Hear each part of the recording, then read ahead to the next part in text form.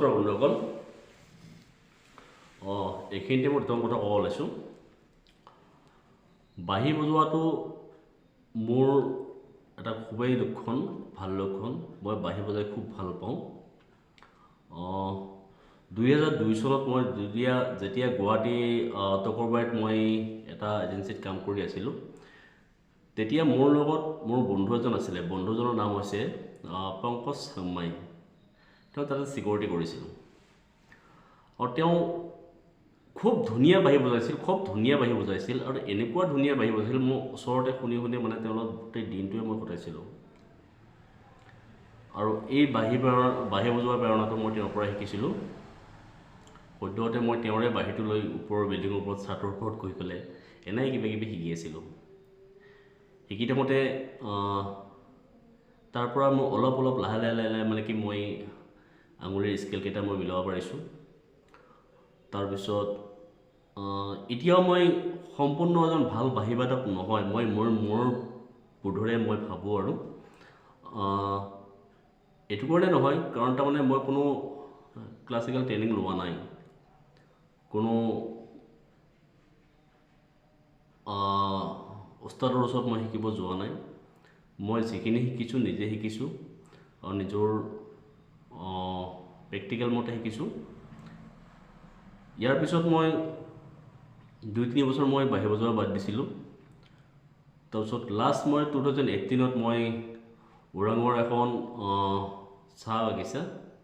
ক্ষমা কৰিব মাজবাটৰ চাহ বাগিচা তাতে মই বাগানৰ ফেক্টৰীত মই কাম কৰিছিলোঁ ফেক্টৰীত কাম কৰোঁতে মই বাঁহী খুব ভাল পাইছিলোঁ বাঁহী মই খুব ৰাতিপুৱাই বাঁহী বজাইছিলোঁ আৰু বাঁহী বজাওঁতে মোক তাতে টি গাৰ্ডেনৰ মেনেজাৰ তেখেতে মোক খুবেই মৰম কৰিছিলে বাঁহী শুনি পেলাই আৰু তেখেতৰ যিকোনো প্ৰগ্ৰামত মই বাঁহী বজাব দিছিলে আৰু ঠিক তেনেকৈ মই বাঁহী বজাই এতিয়া এইখিনি পৰ্যায়ে পাইছোঁ আহি বহুতে কয় আমাৰ মুছলিম ধৰ্মত বাঁহী বজোৱাটো আচলতে বেয়া নিষেধ কিছুমানে কয় পাপ কৰিছে কিছুমানে কয় যে এইটো আমাৰ ধৰ্মত নহয় কিন্তু সংস্কৃতি আৰু ধৰ্মৰ মাজত বহুত পাৰ্থক্য আছে মই সেইটোৱে ভাবোঁ ধৰ্ম কামো কৰি আছোঁ সংস্কৃতিৰ কামো কৰি আছোঁ এতিয়া মই এই মুহূৰ্তত মই আপোনালোকৰ আৰু এটা বাঁহীৰ সুৰ শুনাম মই যিকেইটা বাঁহীৰ সুৰ শুনাইছোঁ এইকেইটা মিক্স শুনাইছোঁ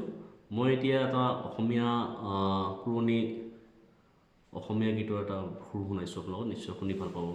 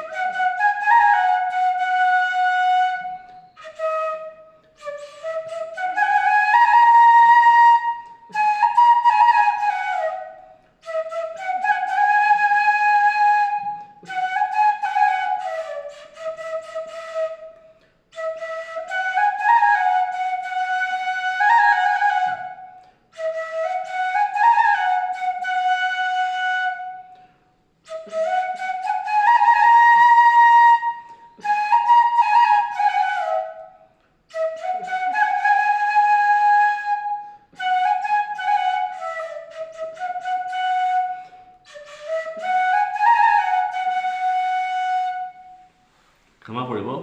সম্পূৰ্ণ সুৰটো মই আনিব পৰা নাই যিহেতু মানে বাঁহীটো মোৰ ভাল নহয় আৰু প্ৰায় 2 দিনৰ পৰা গাটো বেয়া সেইটো কাৰণে বাঁহী সুৰটো মই আনিব পৰা নাই নিশ্চয় আগন্তুক দিনক আৰু এনেকুৱাকৈ মই ভাল বাঁহী আপোনালোকক শুনাব পাৰিম দ্বিতীয়তে আৰু এটা কথা ক'ব বিচাৰিছোঁ মই এই ইউটিউব চেনেলটো খুলিছোঁ আশা কৰিছোঁ নিশ্চয় আপোনালোকে ছাবস্ক্ৰাইব কৰিব